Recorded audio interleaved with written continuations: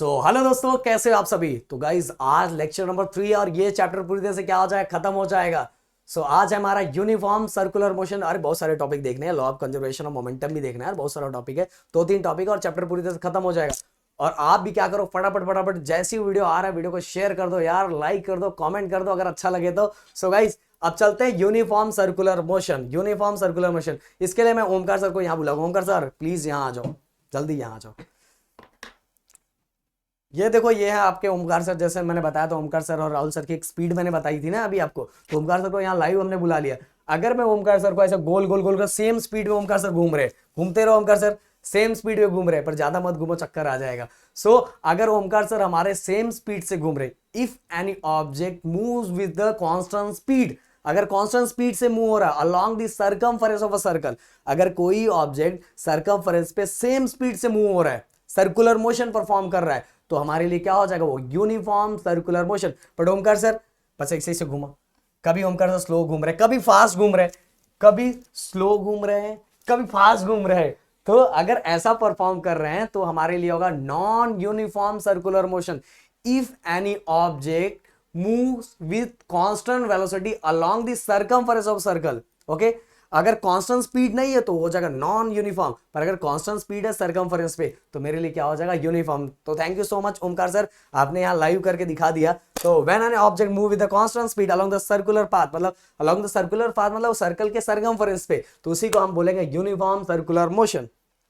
Guys यहां हम देखो, ये दिखा है स्पीड और circumference of a time. Circumference circle का सर्कल, मैंने बताया था, डेफिनेशन बताया था। When any object move, कहां मूव हो रहा है, along the circumference of a circle with a constant speed, constant speed से अगर मूव हो रहा है सर्कल के सर्कमफरेंस पे, तो हम उसको बोलेंगे यूनिफॉर्म सर्कुलर मोशन। और यूनिफॉर्म सर्कुलर मोशन का जो फॉर्मूला होता है वो क्या होता है, वो होता है सर्कमफरेंस। आपको पता है ना, सर्कल का सर्कमफरेंस क्या होता है, 2πr upon time, okay, 2πr upon time. अब ये एकदम दिमाग में फिट कर लो भाई, सर्कमफरेंस का जो फॉर्मूला होता है वो क्या होता है, 2πr अपॉन टाइम। तो यही सेम चीज हमें यूनिफॉर्म सर्कुलर मोशन के लिए यूज करना है, 2πr अपॉन टाइम, तो हमें इसका स्पीड मिल जाए किसका, यूनिफॉर्म सर्कुलर मोशन का। यूनिफॉर्म सर्कुलर मोशन मतलब motion of the particle along the circumference of a circle, और यूनिफॉर्म मतलब motion of the particle along the circumference circle with constant speed के साथ अगर मूव हो रहा है तो मेरे लिए हो जाएगा यूनिफॉर्म सर्कुलर मोशन।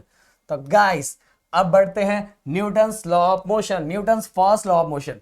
भाई पहले में उन्होंने क्या बताया था पता है, ओमकार सर, फिर से ओमकार सर को, अगर ओमकार सर होंगे तो ओमकार सर आ जाएंगे, क्योंकि ओमकार सर बाहर गए। अगर ओमकार सर है, ओमकार सर नहीं है, कोई टेंशन नहीं, ओमकार सर नहीं है, ओमकार सर चले गए, इधर हमें ऐसे ही करना पड़ेगा। अब मान लो सामने बुक रखा हुआ है, मैं बुक को बोलूं भाई आजा मेरे पास आजा, आएगा? बिल्कुल नहीं आएगा। जब मैं बोलूंगा, जब तक मैं इस पे कोई एक्सटर्नल फोर्स एक्ट नहीं करूंगा, इस पे फोर्स लगाऊंगा नहीं, तब तक ये मेरे पास आएगा नहीं आएगा। तो जो बॉडी रेस्ट में है वो रेस्ट में ही रहेगी, जो बॉडी मोशन में है अगर मैं इसको फेंक दूं तो ये कंटिन्यू मोशन में ही रहेगा। बोलोगे सर फेंकने के बाद तो ये नीचे आ जाता है, तो सही बात है ना। मैंने क्या बोला, जब तक इस पे कोई एक्सटर्नल फोर्स नहीं लगेगा तब तक अपने स्टेट को चेंज करने वाला नहीं है। तो जैसे ही मैंने फेंका, इस पे ग्रेविटी एक्ट हो गई ना, ग्रेविटी ने फोर्स लगाया, ग्रेविटी नहीं होती तो कंटिन्यू मोशन में ही रहता। तो अगर कोई बॉडी रेस्ट में है तो रेस्ट में ही रहना चाहता है, कोई बॉडी मोशन में तो मोशन में ही रहना चाहता है। यही तो हमारे न्यूटन बाबा ने सेकंड लॉ के थ्रू बताया था कि अगर कोई बॉडी मोशन में तो मोशन में ही रहेगा, रेस्ट में तो रेस्ट में ही रहेगा। कब तक, जब तक कोई उस पर एक्सटर्नल अनबैलेंस फोर्स, अनबैलेंस, हाँ बैलेंस रहेगा। तो वो तो अगर दो चीजें बैलेंस है, अगर मैं यहाँ दोनों जगह से धक्का दे रहा हूं तो नहीं ये हिल पा रहा है ना ये हिल पा रहा है। इसीलिए जो ऑब्जेक्ट पे क्या एक्ट होना चाहिए, एक्सटर्नल अनबैलेंस फोर्स एक्ट होना चाहिए। अनबैलेंस फोर्स एक्ट होगा तो जो ऑब्जेक्ट होगा अपने स्टेट को चेंज कर देगा। जैसे ये बुक अभी कौन से स्टेट में, रेस्ट स्टेट में।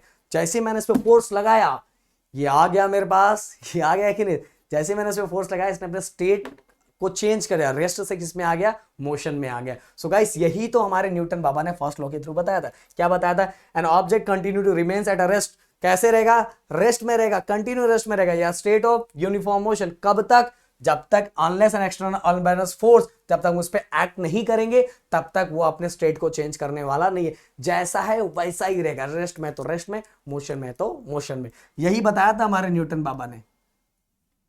ओके जैसे अभी एग्जांपल, तब तक आप पढ़ाई नहीं करोगे जब तक पापा धुलाई नहीं करेंगे। जब तक आप पढ़ाई नहीं करोगे तब तक पापा धुलाई नहीं करेंगे। तो बताओ वहां कौन सा लॉ है, कौन सा लॉ एक्ट होगा, फटाफट मुझे बताना। अब Newton second law of motion, ये बहुत सिंपल है। Rate of change of momentum is proportional to the applied force, ये ओके। और momentum occur in the direction of force. अब सर क्या बोले सर, समझा नहीं, कुछ भी नहीं समझा। Rate of change of momentum is proportional to applied force and momentum occur in the direction of force. ऐसे नहीं समझेगा, समझाता हूं ना, इधर ध्यान दो। इस तरह से ये हमारा फोर्स है। पहले सबसे पहले मोमेंटम क्या होता है, सबसे पहले ये देख लेते हैं यार, मोमेंटम क्या होता है। Momentum, momentum means it is a product of mass and velocity. Momentum का जो सिंबल होता है वो P means Pradeep, P means momentum.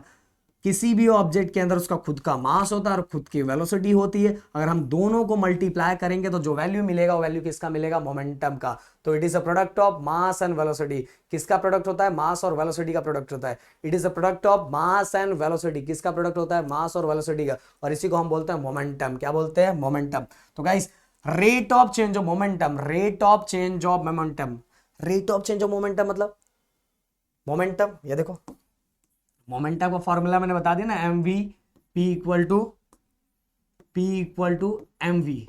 अब rate of change of momentum मतलब final momentum minus initial momentum, final momentum minus initial momentum, ये हो गया हमारा rate of change of momentum. Okay, rate of change of momentum, कितने time में कितना momentum change हुआ है, M V minus M V upon T, rate of change of momentum. Okay, और ये किसको डायरेक्टली प्रोपोर्शनल है, ये प्रोपोर्शनल है फोर्स को, अप्लाइड फोर्स। देखो जितना हम ज्यादा फोर्स लगाएंगे उतना सामने वाले मोमेंटम ज्यादा चेंज होगा, वेलोसिटी चेंज होगा ना। तो जितना ज्यादा मोमेंटम, सॉरी जितना ज्यादा फोर्स उतना ही ज्यादा मोमेंटम चेंज हो रहा है, जितना ज्यादा फोर्स उतना ही मोमेंटम ज्यादा चेंज हो रहा है। ओके, अब जैसे ही मैं प्रोपोर्शनल के साइन को हटाता हूं, हमेशा याद रखना जब भी प्रोपोर्शनल के साइन को हटाया जाता है तो दो चीजें लगती है, इक्वल और कांस्टेंट। यहां कांस्टेंट ले लूंगा मैं के। ओके, अब ये हमारा दोनों से m कॉमन आ गया और ये हमारा बचा v minus U upon T. क्या स्टाइल में पेन पकड़ा है मैंने, देखो दोनों में से m कॉमन आ गया।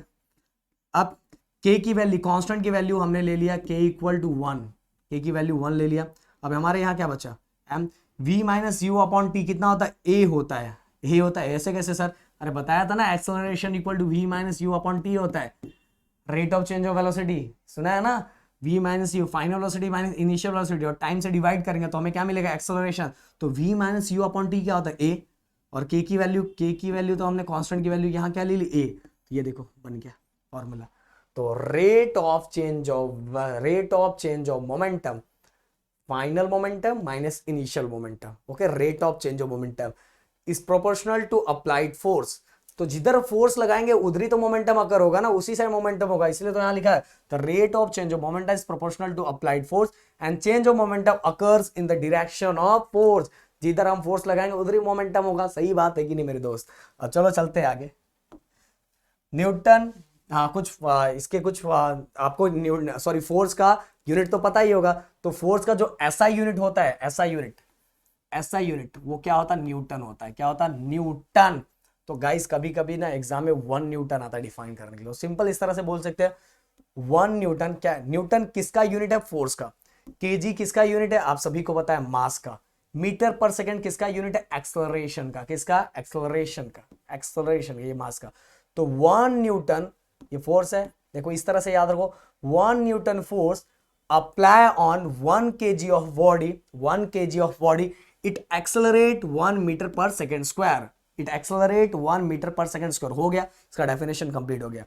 अब सीजीएस यूनिट क्या होता है, सीजीएस यूनिट पता है, centimetre gram and second. CGS unit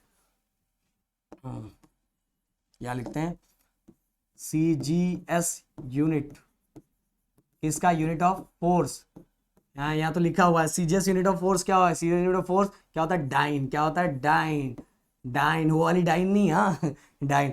तो ऐसा यूनिट होता है न्यूटन फोर्स का और सीजीएस यूनिट होता है डाइन। अब अगर मुझे 1 डाइन एग्जाम में आता तो सेम टू सेम वैसी, डाइन किसका यूनिट है, फोर्स का, ग्राम किसका यूनिट है, मास का, और सेंटीमीटर पर सेकेंड स्क्वायर होता है एक्सेलरेशन का। तो बोलेंगे 1 dyne force apply on 1 gram of object it accelerate 1 centimetre per second square. जैसे ही मैं 1 डाइन फोर्स लगाऊंगा 1 ग्राम वाले ऑब्जेक्ट पे तो कितना एक्सेलरेट होगा 1 सेंटीमीटर पर सेकेंड स्क्वायर। मान लो ये हमारा ऑब्जेक्ट है, इसका जो मास है 1 ग्राम है। कितना मास है 1 ग्राम है। इस पे मैं 1 डाइन फोर्स अगर लगाऊंगा ना, 1 डाइन फोर्स लगाऊंगा तो कितना एक्सेलरेट होगा 1 सेंटीमीटर पर सेकेंड स्क्वायर। तो इसी तरह याद रखना, 1 डाइन ऑफ फोर्स अप्लाई किस पे अप्लाई कर रहे हैं 1 gram of object, it accelerate 1 centimetre per second square. हो गया, डेफिनेशन भी डन। इसके बाद आगे Newton's third law of motion. यार ये तो बहुत सिंपल है। Newton third law of motion, every action equal and opposite reaction. जैसा तुम करोगे वैसा पाओगे, जैसा जो करता है वैसा उसको मिलता है। एक्शन एंड रिएक्शन दोनों इक्वल एंड अपोजिट रहता है। Every action equal and opposite reaction, every action equal and opposite reaction. अगर तुम सामने वाले छोटे बच्चों को थप्पड़ खींच के मारोगे ना तो हो सकता है वो आपको मार ना पाए, पर नजरों से आपको जरूर घायल कर देगा, गुस्से में एकदम मुंह बना के, क्योंकि आपने एक्शन दिखाया तो सामने से क्या दिख रहा है, रिएक्शन दिख रहा है। यही तो है हमारा Newton's third law of motion. Just example, अगर एग्जांपल लेना चाहूंगा कि आप सभी ने ये देखा है कि जब रॉकेट लॉन्च होता है, रॉकेट लॉन्च होने के टाइम इग्निशन जब होता है उसमें से आग निकलता है। आग इग्निशन जब फायर होता है, इग्निशन होता है, तो इग्निशन क्या करता है, एक्शन करता है। तो सामने से अर्थ क्या करता है, रिएक्शन लगाता है। तो एक्शन एंड सामने से रिएक्शन, जितना एक्शन करेगा उतना ज्यादा रिएक्शन होगा। अब देखो दिवाली के टाइम 5 रुपए वाला रॉकेट निकाल रहे तो वो एक्शन कम कर रहा है ना, नीचे उसका इग्निशन कम हो रहा है, इग्निशन कम हो रहा है तो ज्यादा ऊपर तक नहीं जा रहा है। पर अगर हम 100 रुपए वाला रॉकेट ला रहे हैं तो उसका इग्निशन ज्यादा हो रहा है तो सामने से रिएक्शन भी उतना मिलेगा। फिर अगर 1000 वाला लाएंगे तो उसमें और एक्शन और ज्यादा रिएक्शन। तो इसी को बोलेंगे Newton's third law of motion. अब गाइस एक्शन और रिएक्शन एक ही साथ, एक्शन और रिएक्शन दोनों एक साथ ही नहीं हो जाता। एक्शन होता है then reaction, then action then reaction, action reaction, पहले एक्शन देन रिएक्शन। ओके, समझ में है। और एक्शन और रिएक्शन दोनों एक ही बॉडी पे नहीं होते। तो action reaction force act on a different body, they do not act on the same body and hence cannot cancel each other effects. तो एक्शन और रिएक्शन, एक्शन अगर यहां होगा तो रिएक्शन दूसरे बॉडी पे ही होगा ना भाई, सिंपल सी बात है। अब चलते आगे। अगला law of conservation of momentum. Law of conservation of momentum, इसका छोटा सा चलो थोड़ा बता देता हूं। मान लो ये 2 बॉडी है, ओके, इसका जो मास है वो m1 है और इसका मास क्या है m2 है। मैंने बोला हैंड रिटन नोट्स कंप्लीटली पूरी तरह से चाहिए तो आप कमेंट करना, मैं आपको भिजवा दूंगा टेलीग्राम में, टेलीग्राम ज्वाइन कर लो। और जो इसका इनिशियल वेलोसिटी वो हो गया u1 और इसका इनिशियल वेलोसिटी होगा u2। अब देखो अगर मैं मोमेंटम की बात करूं तो मोमेंटम क्या हो जाएगा m1 u1 और इसका मोमेंटम हो जाएगा m2 u2। अब दोनों कुछ टाइम के बाद दोनों एक दूसरे से कोलाइड हो जाते हैं, दोनों कोलाइड हो गए, ओके। इसने इसके ऊपर, ये मान लो A है, ये हमारा B है, A ने B के ऊपर फोर्स लगाया, B ने सामने, A ने एक्शन दिखाया, B ने रिएक्शन दिखाया। आपको पता है न्यूटन्स, अभी हमने सुना था ना Newton's third law of motion, मतलब एक्शन और रिएक्शन। A अगर B पे फोर्स लगाएगा तो B भी A पे फोर्स लगाएगा ना, एक्शन और रिएक्शन फोर्स होगा। और जैसे ही दोनों एक दूसरे से कोलाइड हुए, कोलाइड होने के बाद एक्शन और रिएक्शन फोर्स एक्ट होने के बाद दोनों की वेलोसिटी क्या हो गई, पहले वाली मोमेंटम क्या हो जाएगा, मास तो वही रहेगा। अब टकराने के बाद इसकी वेलोसिटी चेंज हो गई, इसकी वेलोसिटी हो जाएगी फाइनल वेलोसिटी हो जाएगी m1 v1 और इसकी मोमेंटम बोल रहा है, इसका मोमेंटम m1 v1 हो जाएगा और इसका मोमेंटम क्या हो जाएगा m2 v2। ओके, कोलाइड होने के बाद, क्योंकि ये इस पे फोर्स एक्ट करेगा और ये वाला फोर्स इस पे एक्ट होगा और दोनों कोलाइड होने के बाद दोनों का जो फाइनल मोमेंटम हो जाएगा वो क्या हो जाएगा m1 v1 और इसका फाइनल मोमेंटम हो जाएगा m2 v2। Okay, so guys समझा, एक ऑब्जेक्ट हमने लिया जिसका मास, जिस ऑब्जेक्ट का नाम A है और उसका मास m1, उसकी इनिशियल वेलोसिटी u1 है। सेम दूसरा ऑब्जेक्ट लिया है जिसका मास हमारा क्या है m2 है, उसकी इनिशियल वेलोसिटी u2 है। अगर इनिशियल मोमेंटम की बात करें तो m1 u1 हो गया और इनिशियल मोमेंटम B की बात करें तो m2 u2 हो गया। ओके, अब दोनों कोलाइड हो गए तो A वाले ने इस पे फोर्स एक्ट किया, B वाले ने इस पे, क्योंकि एक्शन देन रिएक्शन, किससे, by the Newton's third law of motion. Then दोनों एक्ट हुआ, उसके बाद दोनों कोलाइड होने के बाद दोनों का फाइनल मोमेंटम जो होगा m1 v1 हो जाएगा और इसका क्या हो जाएगा m2 v2 हो जाएगा। तो इससे रिलेटेड छोटा सा डेरिवेशन दिया हुआ गाइस, चलो हम उसको कर लेते हैं। और मैंने बोला कि हैंड, क्या हुआ, कुछ हुआ, हैंड रिटन नोट्स चाहिए तो मुझे बताना, कमेंट में करना, हम आपको बता देंगे। सो गाइस इसको किसी भी तरह लिख सकते हैं f2 equal to minus f1। मान लो एक पे एक्शन और दूसरे पे रिएक्शन है और दोनों इक्वल एंड अपोजिट रहता है, इसलिए इस साइड माइनस लगा दिया। तुम उधर भी माइनस लगा सकते हो, कोई टेंशन नहीं। इक्वल एंड अपोजिट फोर्सेस है, दोनों फोर्सेस कैसे इक्वल एंड अपोजिट, ओके। तो इसलिए मैंने एक साइड क्या लगाया, माइनस लगाया, और दोनों कैसे इक्वल है। अब आपको ये वाला फॉर्मूला तो पता है, फोर्स अभी किया था, फोर्स का फॉर्मूला मास इंटू एक्सेलरेशन, तो यहाँ 2 लगा देता हूँ क्योंकि सेकंड की बात कर रहे हैं, और यहाँ क्या लगेगा 1 तो ये हो जाए m1 a1। डाउट, बिल्कुल डाउट नहीं होगा।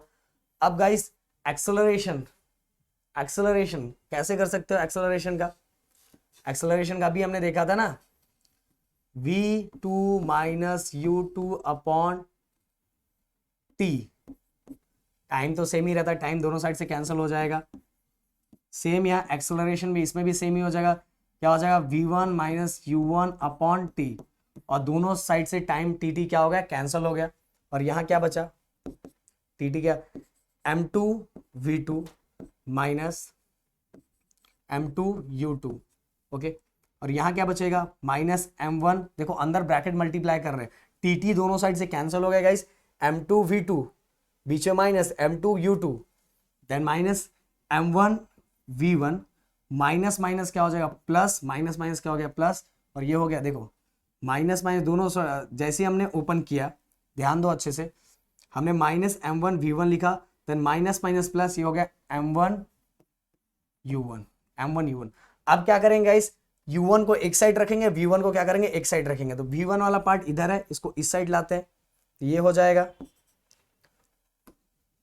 देखो v1 वाला पार्ट एक साइड कर दो, u1 वाला पार्ट एक साइड कर दो, तो ये जो माइनस है उसी को चेंज करो, तो ये प्लस में इसको चेंज नहीं करेंगे, m2 v2, ये माइनस वाला इस साइड आएगा तो क्या होगा प्लस m1 v1 हो गया।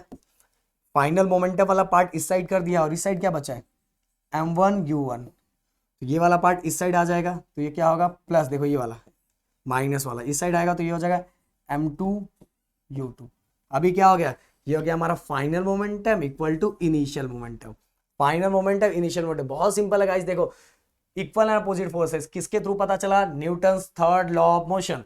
तो F2 इक्वल टू जितना फोर्स A लगाएगा उतना ही सामने से उसको एक्शन, जितना A करेगा उतना ही सामने से उसको रिएक्शन मिलेगा।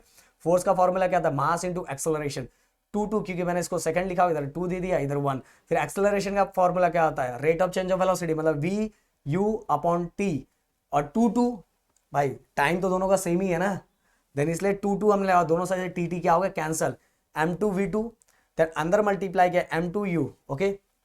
देन इसके बाद गाइस m1 v1, और माइनस माइनस क्या हो गया प्लस m1 u1।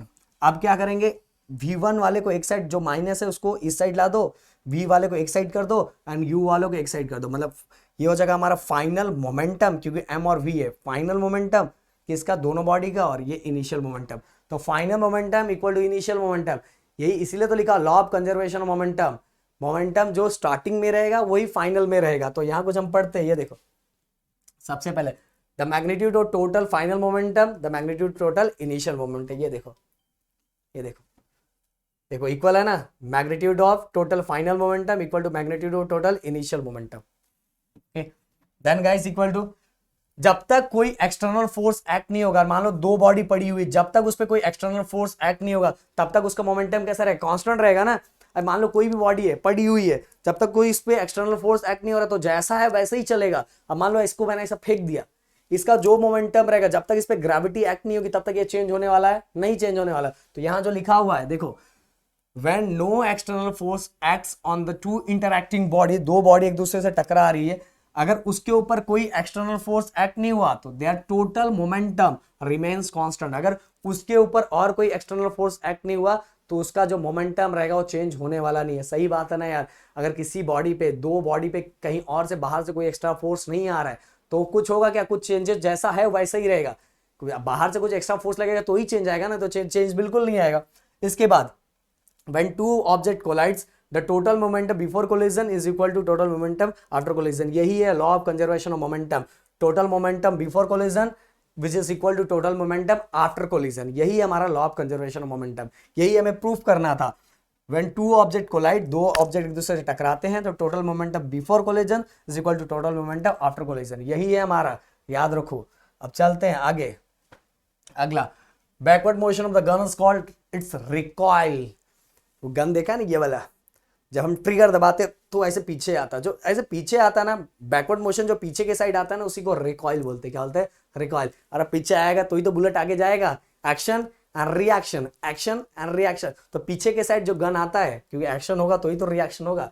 ऐसा ऐसा ट्रिगर दबाया, ट्रिगर दबाया, ऐसा ट्रिगर दबाया और बुलेट कहाँ गया? आगे, और केम खलास। सो अब गाइस इसके अंदर, इस कंडीशन के अंदर आप देखोगे, देखो ये वाला अभी हमने लिखा था, यहाँ मैं लिख देता हूँ, m1v1 प्लस m2v2 क्या था हमारा? m1u1 plus m2u2। इसके अंदर गाइस देखो इनिशियल वेलोसिटी, इनिशियल वेलोसिटी क्या है? देखो ये जो आपके बुक में कंडीशन दिया हुआ है, इसके अंदर इनिशियल वेलोसिटी क्या है? 0 है। इनिशियल वेलोसिटी कितनी? 0 है।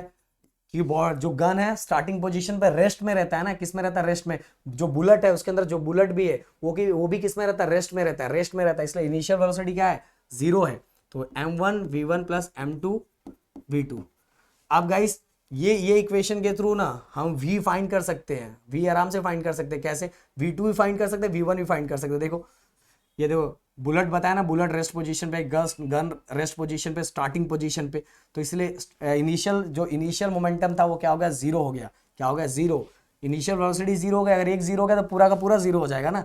m1v1 प्लस m2v2, एक बार मैं और लिख रहा हूँ 0। अब गाइस मुझे फाइंड करना v, क्या फाइंड करना? v। तो ये पूरा पार्ट, ये वाला पूरा पार्ट अगर इक्वल के उस साइड चला जाएगा तो ये क्या हो जाएगा?